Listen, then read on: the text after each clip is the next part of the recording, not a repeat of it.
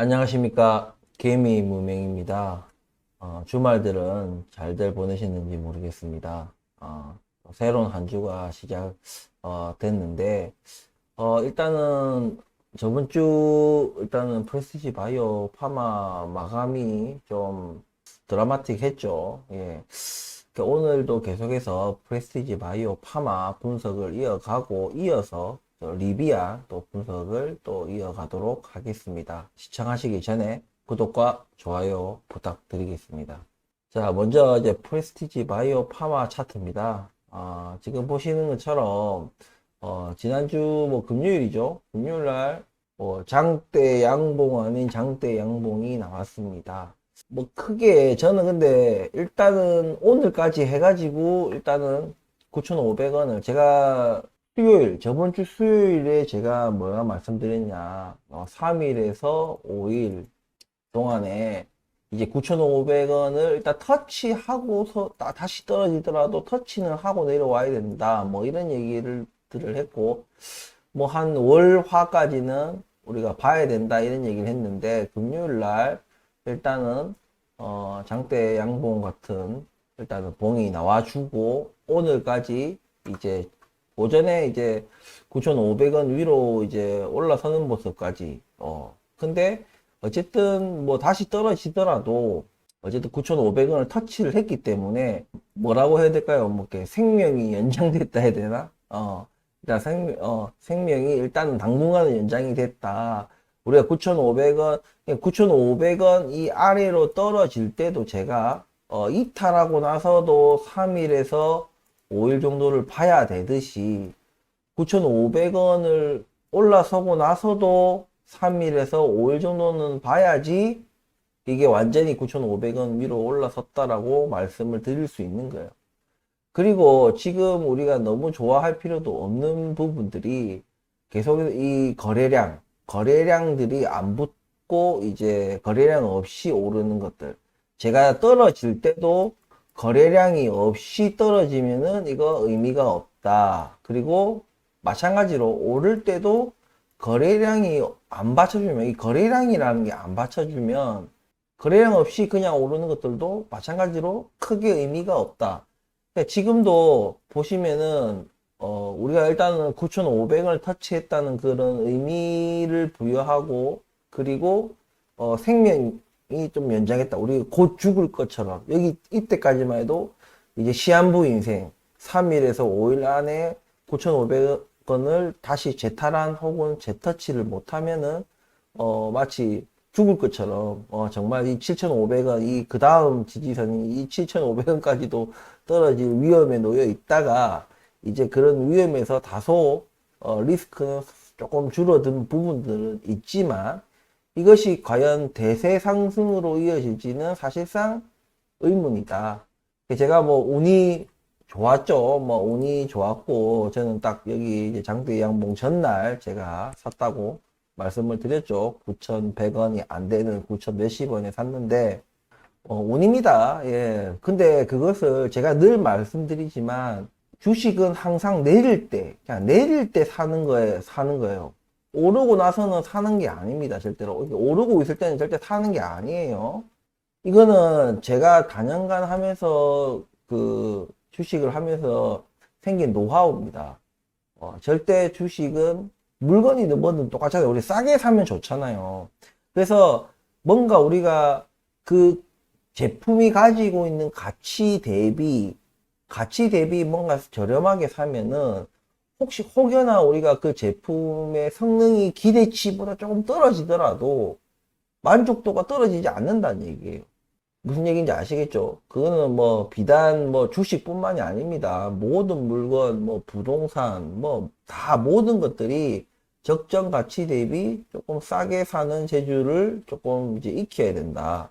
어쨌든 가격이 떨어질 때 사는 것이 기본이다. 그리고 뭐 달리는 말에 올라타라 이런 것들은 그냥 도박 그런 거 좋아하시는 분들이 하는 말이고, 절대 달리는 말에는 올라타고 나면 안 됩니다. 올라타면 안 됩니다. 달리는 말에 어떻게 올라타요? 예? 쫓아가기도 힘든데, 그죠? 어느 정도 운도 따랐다. 뭐, 제가 여기가 완전 뭐 바닥이라는 걸 알고 제가 뭐 산 것이 아니라 운도 어느 정도는 따랐다 이런 것들을 알고 계셨으면 좋겠고, 어쨌든 9,500원을 재터치를 하고 지금 뭐 갈팡질팡 하는 요 가운데 일단 거래량이 없다는 것에서 크게 이번에 뭐 이렇게 다시 뭐 재탈환한 거, 재탈환에 그냥 의미를 둬야지, 야, 이대로 그냥 쭉 날아가는 것이 아닌가 하고 또 기대를 너무 높여서는 안 된다. 거래량이 없기 때문이다. 거래량이 받쳐줘야, 거래량이 터져줘야 우리가 그 의미를 주고 그 의미를 어떻게 분석을 하고 우리가 향후 그런 걸 생각하는데, 아직은 그럴 단계가 아니다. 지금은 우리가 앞으로 3거래일에서 5거래일을 지켜보면서 9,500원 위에 완전하게 안전하게 올라서는지, 일단 이것이 일단 우리의 살기 위한, 우리가 살기 위해서 일단은 살고 보자. 진짜 이 아래는 진짜 생각만 해도 골치가 아프다. 일단은 살고 보자는 심정으로 9,500원 위에 올라서는지를 앞으로 3거래일, 5거래일. 근데 이게 또 9,500원을 또 벗어나고 또 다시 위험에 노출될 수도 있다. 꼭 또 그렇게 되면 또 이전에 우리가 제가 말씀드렸던 이런 것들이 또 반복을 할 것이다. 똑같이 9,500원을 뚫리고 또 밑으로 하방으로 또 열릴 때는 또 똑같이 3거래에서 5거래일까지 벗어난 뒤로 3거래일에서 5거래일, 그리고 9,500원 위로 상방으로 갈 때도 똑같이 9,500원 올라서는 것도 3거래일에서 5거래일을 지켜봐야지 완전히 벗어났다 혹은 완전히 올라섰다라고 우리가 얘기를 할 수 있다고 제가 말씀을 드렸습니다. 이제 앞으로 좀 지켜봐야 되겠죠. 하지만 계속해서 제가 강조를 드리지만 거래량이 없기 때문에 크게 의미는 두실 필요가 없다. 다만 지금 거시경제 자체가 물론 여전히 러시아발 조금 리스크는 있지만 약간 좋은 쪽으로 지금 이제 증시 분위기가 안정이 돼가고 있는 모습은 분명히 있습니다. 하지만 제가 계속해서 강조 끝날 때까지 끝난 게 아니에요. 예. 여전히 그 경기 침체의 리스크나 아직 우리가 뭔가 확실히 털어냈다는 그런 것들이 없어요. 그래서 절대 언론에서 떠들거나 뭐 이런 증시 분위기가 막 좋고 그것이 내 눈에도 막 주가가 오르는 모습으로 보인다 하여서 너무 그게 편승을 해가지고 덥석덥석 주식을 사서는 안 된다. 제가 이런 말씀을 꼭 드리고 싶습니다. 지금 환율이 높죠. 여러분들 아셔야 되는 게 지금 환율이 1,300원대 이상에서 놀잖아요. 이게 엄청나게 높은 거예요. 1,300원대 이상이면 엄청나게 높은 겁니다, 여러분들. 지금 우리가 1,400원 중후반대까지 보다가 지금 1,300원을 보니까 이 1,300원 환율이라는 게 굉장히 이렇게 높게 안 느껴지시는 분들이 많은데 1,300원 굉장히 높습니다. 굉장히 높습니다. 못해도 제가 볼 때는 한 1,000원에서 한 1,100원 정도 요 정도에서 약간 안정을 찾으면 그냥 적정의 어떤 환율이다라고 얘기할 수 있는데 당연히 뭐 1,000원 밑으로 떨어지면 이건 이제 좀 낮은 거죠. 환율이 많이 낮은 거죠. 근데 이거 1,300원이라는 거 1,200원도 아니고 1,300원대는 굉장히 높은 환율인 것을 절대 잊어서는 안 됩니다. 그러니까 지금 뭐 언론에서 우리나라 이제 금리 인상 부분에 대해서 언론에서 무슨 가이드라인을 쳐주는 것처럼 계속 뭐 언론에서 역전세난부터 시작해가지고 뭐 소상공인들 다 뒤진다 해갖고 뭐 기업인들 다 죽는다 뭐 이런 소리 계속 떠들어대는 이유가 우리 죽는다 이런 소리 해야 이제 한국은행이 부담감을 느끼고 금리 인상을 안 할 것이라고 이렇게 생각하는 거예요. 예. 어쨌든 그거는 뭐 한국은행이 이제 정치권 권력의 하수인 노릇을 할지 안 할지 독립적인 어떤 기관으로서 자기의 어떤 본분을 다 할지는 그건 뭐 어차피 걔네들 위원들의 어떤 개인적인 그런 게 될 수밖에 없죠. 사람이라는 것 자체가 어쩔 수가 없는 것 같아요. 아무리 자기가 뭐 소신을 가지고 한다 해도 사람 사는 세상 자체가 그런 권력으로부터 자기들이 과연 벗어나서 올바른 어떤 정책을 펼칠 수 있을까라는 게 조금 의구심은 들지만 어쨌든 우리가 완전한 저는 아직 한국이 선진국이라고 생각하지 전혀 안 합니다. 예, 우리는 아직까지도 후진국까지는 아니겠지만 뭐 개발도상국 수준이에요. 예, 너무 급성장했기 때문에 뭐 GDP야 뭐 선진국 대열에 올라갈 수 있다고 하지만은 그게 전부가 아니죠. 예, 국민들 의식 수준이라든지 예, 뭐 우리나라 뭐 법, 예, 법 관련해 가지고 이게 얼마나 이제 선진국화 되어 있는 그런 것들 그리고 여전히 뭐 권력을 가진 자들의 어떤 잘못된 관행들 그리고 법 해석을 희한하게 법 해석을 해가지고 자기 멋대로 이제 해석을 해가지고 적용해가지고 이상한 짓을 하는 이런 것들이 그냥 전부 후진국스러운 거예요. 개발도상국에서나 일어나는 일들입니다. 예, 국민들 다 언론에 눈이 되고 귀가 돼야 될 국민들의 눈과 귀가 돼야 될 언론들이 권력에 또 다른 개노릇을 하면서 예, 국민들의 눈과 귀를 가리니까 국민들이 멍청하면 그냥 그걸 곧이곧대로 믿고 예, 그냥 그런가 보다 하는 거죠. 예. 그런 부분들이 있기 때문에 이런 말씀을 왜 드리냐? 제가 환율 얘기하다가 이런 얘기 했는데 환율이라는 것이 결국에는 우리가 다른 나라 돈의 어떤 가치 대비해서 우리나라의 돈의 가치를 끌어올리는 것이 이제 금리 인상인데 계속해서 우리는 이제 그런 여러 가지 이제 가계부채나 기업부채, 국가부채, 예, 이런 것들이 심각하죠. 예. 근데 이거를 자꾸 끌어안는다고 해가지고 빚이 갚지 않는 이상 빚이 없어집니까? 안 없어집니다. 예. 그러니까 이 금리를 올려서 빚을 상환할 능력이 있는 사람들은 빚을 상환해야 되는 게 맞고 그렇게 해서 가계부채를 줄이고 그 사이에 우리가 가계부채랑 기업부채, 가계부채, 국가부채 이런 것들을 완전히 없앨 수는 없어요. 하지만 우리가 GDP 대비 우리나라가 버는 돈 대비해서 우리 가계도 똑같잖아요. 가계의 수입을 대비해서 우리가 빚이 얼마냐가 중요한 거지. 그냥 빚 그 자체만 놓고 볼 일은 아니다. 그래서 늘 우리가 GDP 대비 부채가 얼마인지를 꼭 보는 이유가 그런 이유에 있다. 돈을 우리가 계속 뭐 매년 우리나라가 성장을 한다면 GDP가 성장을 한다는 것이고 그만큼 우리가 수입이 늘어나면은 늘어나는 사이에 가계부채는 많이 늘어나지 않는다면 또 가계부채의 위험이 상대적으로 줄어드는 효과가 있겠죠. 예, 그렇기 때문에 나중에 이거 터지면은 정말 진짜 우리가 뭐 잃어버린 뭐 몇십 년 이래 되는 일본이 겪었던 일을 또 우리나라가 겪어야 되는 거예요. 눈에 뻔히 보이는데도 당장에 조그만 어떤 충격을 없애고자 엉뚱한 정책을 펼친다면 국민들 모두가 후회하는 그런 이제 역사에 길이 남을 그런 암울한 시기가 도래할 수도 있지 않겠나 이런 생각이 듭니다.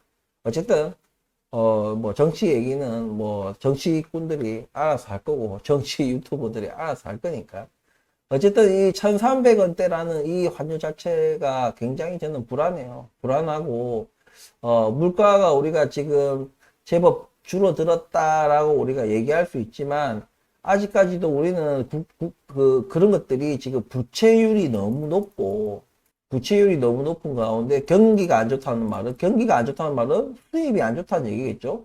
수입은 안 좋고 부채는 높고 이러니까 사람들이 뭐 안 먹고 안 쓰고 막 뭐 투잡 뛰고 쓰리잡 뛰고 이래가지고 어떻게든 이 상황을 타게 하려고 버텨내려고 근데 이건 절대 버텨서 될 일이 아니에요. 절대 그러다가 몸 망가지고 건강 망가지고 뭐 투잡 쓰리잡이라는 게 뭐 결국에는 뭐 택배나 뭐 배달 대리운전 이런 것들이거든요. 그런 거 하다가 또 사고 나서 뭐 또 안 좋은 일이 생기고 이래 하면은 또 그 큰 피해 아닙니까? 예. 버텨서 될 일이 아닌데 이런 고환율이 계속 유지되는 것이 과연 맞는 것인가 이런 생각이 듭니다. 어쨌든 이런 거시경제 환경 속에서 우리가 절대 리스크가 완전히 해소됐다는 그런 착각에 빠지시면 안 된다. 이런 말씀을 드리고, 지금 주먹구구식으로 어떤 정부 정책으로 인해 가지고 뭔가를 좀 틀어막고 땜빵 떼우고 막 이런 식으로 지금 위기를 좀 뭐라 하죠? 없앤다기보다는, 위기를 넘겼다기보다는 좀 지연시키고 있다. 뒤쪽으로 미루고 있다. 두드려 맞을 거, 내가 두드려 맞을 거, 다음 정부 두드려 맞아라. 약간 요런 느낌으로 내 임기 동안에는 안 두드려 맞을 거야.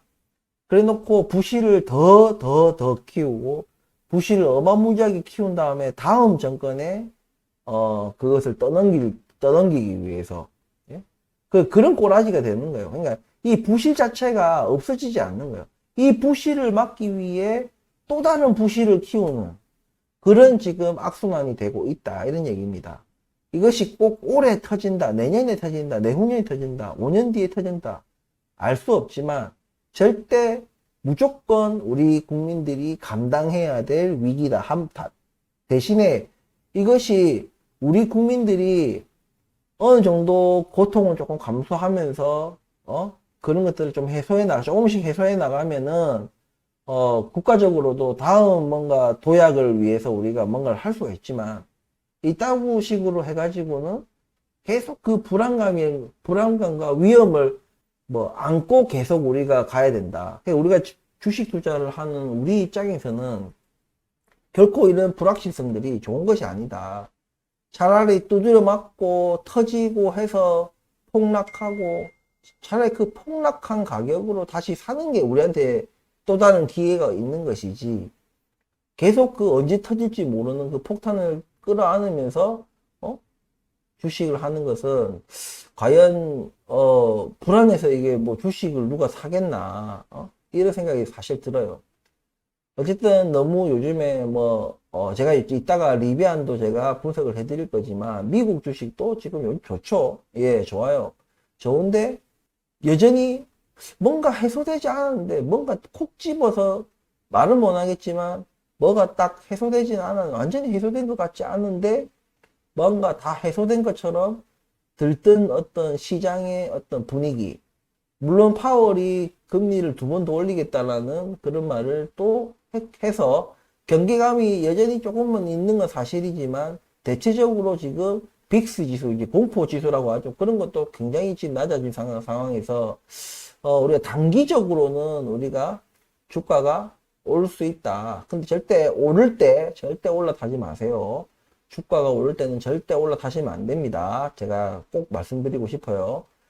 그렇기 때문에 이런 경계감과 리스크 이런 것들을 고려해서 우리가 좀 보수적이고, 우리가 이 절대 주식 투자나 이런 것들이 우리 실생활에, 나의 생활에 뭔가 영향을 안 미치도록 우리가 투자할 때도 투자 자금에 대한 그 자금의 성격을 잘 고려하셔서, 예, 진짜 5년 이상 묶여놔도 되는 그런 돈들만 좀 하셔야 된다. 내 상황이 달라지면 이 돈을 뺐어야 된다. 이런 돈은 절대로 투자하시면 안 된다. 지금 같은 상황에서는. 예. 그런 부분들을 꼭 기억을 하시고 투자를 하시길 바라며, 지금 프레스티지 바이오 파머는 별다른 지금 이슈는 따로 없기 때문에 말씀은 따로 안 드리고, 이런 차트에 대한 그런 부분만 제가 오늘 말씀을 드리는 겁니다. 어쨌든 3거래일에서 5거래일을 지켜보면서 9,500원 선을 어떻게 지켜내는지, 더 이제 좋은 거는 한 단계 올라가서 이 만원대에서 또 놀면은 또 리스크가 많이 해소된다는 부분. 어쨌든 앞으로 또 3거래일, 뭐 5거래일, 이번 주하고 다음 주 초까지 그 사이에 9,500원을 계속 벗어났다가 올라섰다가 벗어났다가 계속 그 줄타기를 할 수도 있습니다. 그러면 뭐 굳이 또 3거래일과 5거래일 카운팅을 할 필요가 없겠죠. 완전히 이탈했거나 완전히 올라섰을 때 우리가 그때부터 3거래일에서 5거래일을 지켜봐야 되기 때문에 그런 부분들을 좀 유의하셔가지고 모니터링을 계속 하셨으면 좋겠다. 아무튼 이런 말씀을 드리면서 오늘 프레시지 바이오 파마 분석을 마칠 텐데, 계속해서 제가 말씀을 드리지만 연말까지는 이제 큰 이슈가 없습니다. 제가 알기로는 없어요. 없기 때문에 작은 등락에 너무 일희일비하지 마시고 계속 투자를 이어가실 분들, 그러니까 장기 투자를 생각하시고 내가 이거 끝을 보겠다 하시는 분들은 그런 평단 작업 꼭 잊지 마시고 하시길 바랍니다. 자, 다음은 리비안입니다. 자, 리비안 차트입니다. 자, 리비안, 제가 말씀드린 이 마지막 저항선, 15달러 선을 이때 원래 올라섰어야 되는데, 이때 다시 주가가 조정을 받으면서 전 저점까지 위협을 할 정도로 떨어졌다가, 최근에 다시, 15달러를 뚫어낸과 동시에 16달러까지 뚫어냈어요.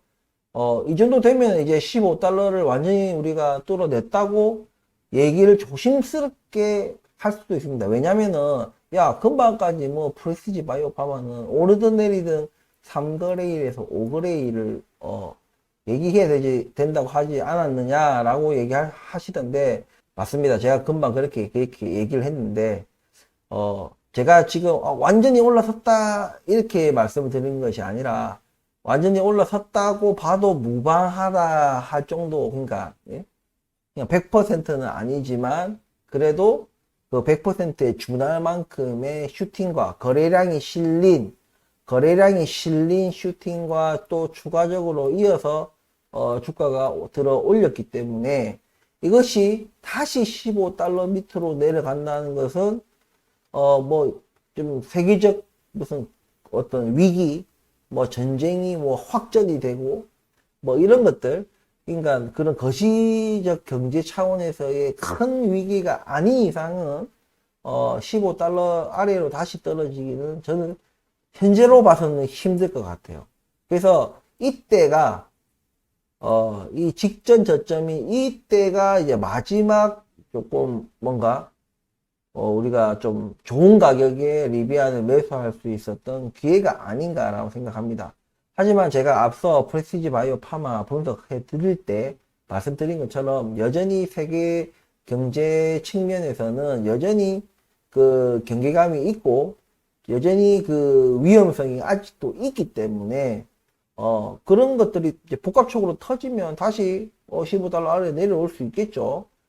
어쨌든 간에 지금은 좀 매수하는 것은 저는 좀 보류하시라. 왜냐면 제가 계속해서 강조하지만은 이제 주가가 튀기 시작하면 지금 전 저점대를 다 뚫어버렸어요. 지금 이거 낙서 요 부분, 그러니까 이 전 저점, 전 고점이죠. 전 고점 여기를 전 고점이 조금씩 오르고 있었는데 여기를 다 뚫어내고 지금 이렇게 양봉을 만들었는데, 물론 앞으로도 한 3거래일에서 5거래일을 보면 이제 100% 올라섰다, 100% 뚫어섰고 100% 완전히 양해, 그리고 상방으로 우리가 방향을 틀었다라고 우리가 얘기할 수 있겠죠.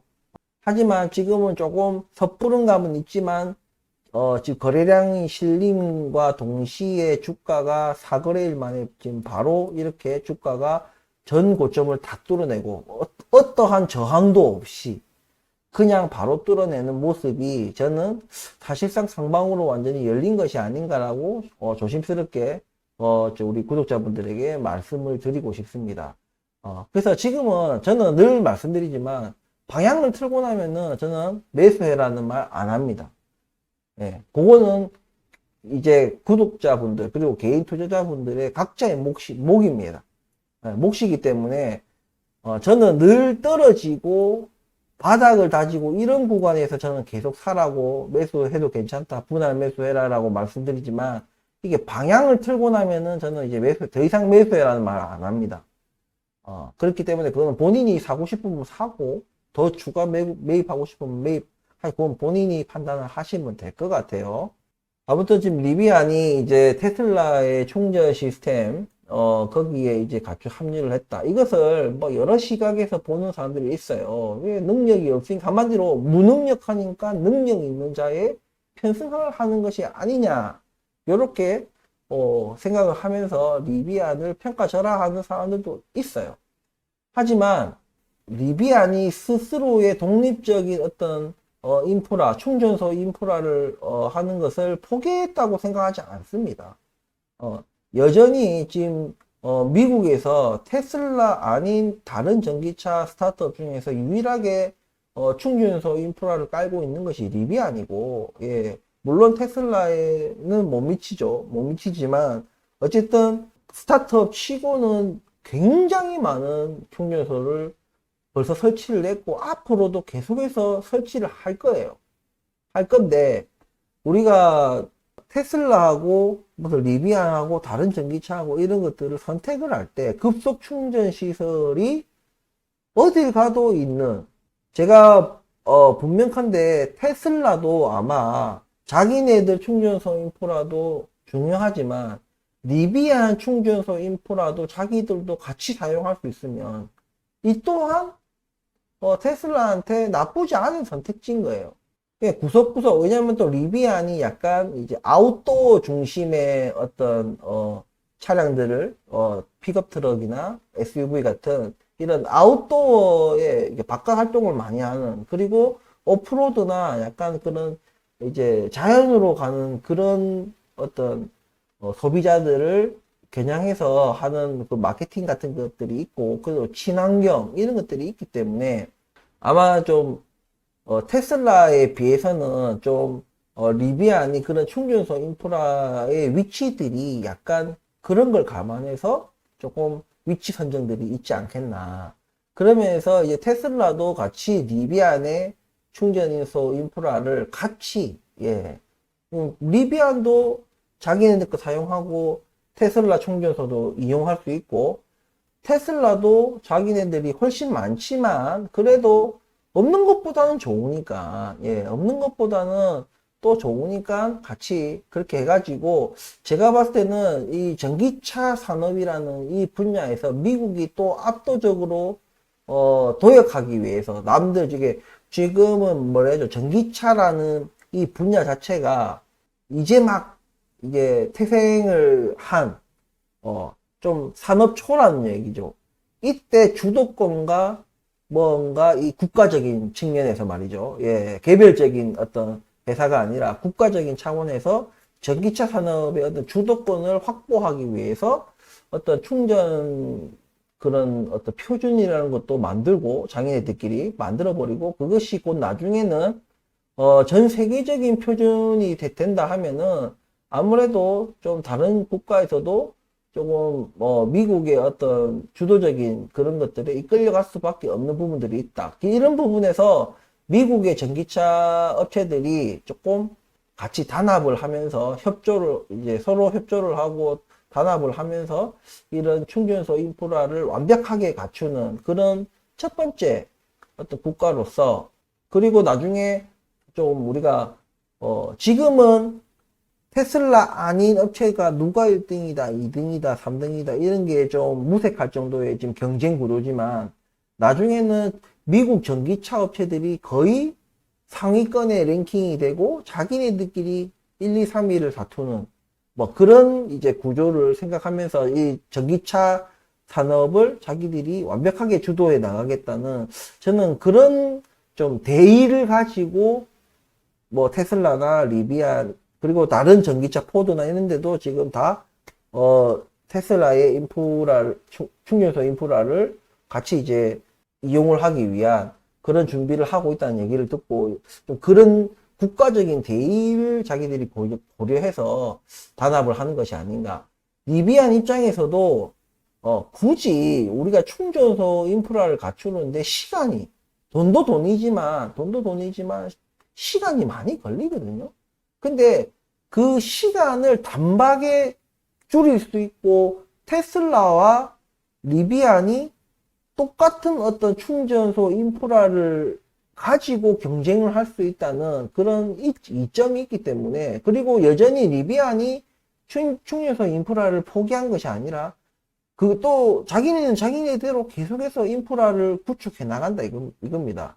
자기네들이 완벽하게 충전소 인프라를 구축하기 전까지 우리 차 리비안을 구매한 고객들이 아직은 상대적으로 적은 리비안 충전소 인프라뿐만이 아니라 많이 깔려있는 테슬라 충전소도 이용할 수 있다는, 여기서 굉장한 어떤 어드밴테이지를 저는 가져간다. 여기서 뭐 자존심 세우고, 이 바보, 이거는 제가 볼 때는 오히려 또 바보 같은 게, 오히려 이런 것들이 국가에서 나서서 자기네들이 이용료를 내고, 다소의 이용료를 내고, 이것을 이용하는 것이 고객의 어떤, 편의적인 체험을 위해서라도, 이것은 리비안의 오히려 득이다. 그렇게 저는 생각을 합니다. 대신에 이제 이 기간 동안에 너무 테슬라에 의존을 하면 안 되겠죠. 테슬라에 너무 의존해서 자기가 해야 될 일들을 소홀히 한다거나 충전소 인프라 까는 것을 또 소홀히 해서는 안 된다는 얘기입니다. 왜냐면 우리가 단순하게 우리가 내연기관 때 이렇게 기름 넣는 그런 주요소하고 다르게 이 전기차 충전소 인프라들은 단순히 전기차 충전에서 끝나는 것이 아니라 고객의 어떤 그 무슨 여행 패턴, 예? 그리고 뭐 주유 횟수, 그리고 한번 주유 시 뭐 얼마를 또 하는지, 뭐 여러 가지 그런 데이터들이 또 전국에서 또 모여들 수 있는 그런 일선에서 데이터를 수집하는 역할을 또 하는 것이 또 충전소 인프라이기 때문에 그런 빅데이터들이 또 모여서 여러 가지 또 다음 차량의 어떤 연구 개발이라든지 여러 가지 서비스를 또 고객들에게 해줄 수 있는 그런 것들이 그런 정보들을 또 줄 수도 있는 그런 역할도 하는 것이 충전소 인프라다. 근데 단순히 지금은 충전을 하기 위한 인프라, 그걸 이용하는 거, 테슬라의 그것을 이용하는 것이지, 테슬라가 그런 정보들까지도 줄지는 사실상 의문을 넘어서서 안 주겠죠, 당연히. 그 데이터를 주겠어요? 제 생각에는 안 줄 것 같아요. 그런 의미라 하면 계속 그런 데이터들을 확보를 못 한다면 테슬라를 쫓아갈 수 있는 그런 것들이 아무래도 좀 버겁겠죠. 아무래도 고객의 니즈가 정확히 무엇인지를 파악하는 것이 어렵기 때문에 그런 측면에서도 절대로 리비아에서는 충전소 인프라, 리비안만의 충전소 인프라를 까는 것을 절대 멈추거나 늦춰서는 안 된다. 예. 순전히 이번에 테슬라 급속 충전소 인프라를 이용하겠다 그렇게 한 것은 오롯이 고객, 리비안 차량을 구입을 망설이고 있거나 이미 매입을 했거나 그런 고객들의 어떤 편의성을 높이기 위한 선택일 뿐이지, 여기서 끝나면 안 되고 계속 리비안은 자기들만의 충전소를 계속해서 늘려나가고 거기서 또 얻는 정보들을 이용해서 고객의 니즈를 정확히 파악해서 다음 또 차를 개발하고 플랫폼도 개발하고 어떤 모델에 또 어떤 서비스가 들어가고 어떤 차에 또 어떤 기능들이 들어가야 될지를 미리미리 파악하고 개발을 해야 되겠죠. 예, 그렇기 때문에 이번 그 테슬라 충전소를 같이 이용하는 그 부분에 대해서는 일단은 지금은 잘했다. 예, 테슬라와의 격차를 단박에 진짜 꽤 많은 시간을 좀 그 간격을 줄일 수 있는 그런 선택이었다 봅니다. 물론 테슬라도 뭐 퍼주는 건 아니죠. 자기네들도 그런 자기네들 충전소를 이제 다른 브랜드들이 이용을 하면서 얻는 또 그 이제 국가에서 나오는 보조금도 있고 뭐 다른 브랜드에서 또 받는 뭐 그런 것들도 있겠죠. 예. 그런 것들도 적지 않게 회사를 자기네들이 운영하는 데 있어 갖고 안정적인 자금이 들어오는 부분에서는 자기들도 이득을 가져가는 것이기 때문에 서로 일장일단이 있다. 하지만 아까 말씀드린 그런 국가적인 차원의 어떤 대의를 위해서 또 합심하는 것도 있는 것 같습니다. 어찌됐든 간에 세계 최대 이제 시장으로서 그리고 늘 어떤 새로운 분야가 나타나면은 선도적인 역할을 하는 것이 또 미국이었고, 여전히 기술적인 측면에서는 역시 압도적으로 좀 먼저 치고 나가는 것이 미국이기 때문에 우리가 리비안 자체가 제가 말씀드렸다시피 끝내는 잔챙이 스타트업들 다 망하고 끝내는 살아남을, 그리고 테슬라를 위협할 수 있는 유일한 저는 업체가 리비안이라고 생각하기 때문에 시간을 우리가 좀 더 봐야 되겠죠. 저는 빨리 좀 조지아 공장에 대한 좀 소식이 빨리 들려왔으면 좋겠다는 생각이 듭니다. 알토 플랫폼도 물론 중요하지만 조지아 공장도 좀 차질 없이 좀 진행되는 좀 그런 소식들을 좀 접했으면 좋겠다는 생각이 듭니다. 아무튼 잘 하고 있는 업체에 투자하는 것이 아니라 잘 될 기업, 앞으로 지금은 아니지만 앞으로 잘 될 기업에 투자해야 되는 것이 장기 투자, 이 주식 투자의 기본이다. 이런 말씀을 드리면서 오늘 분석 영상 마치도록 하겠습니다. 긴 영상 끝까지 시청해 주셔서 감사합니다. 자, 수요일 날 뵙겠습니다.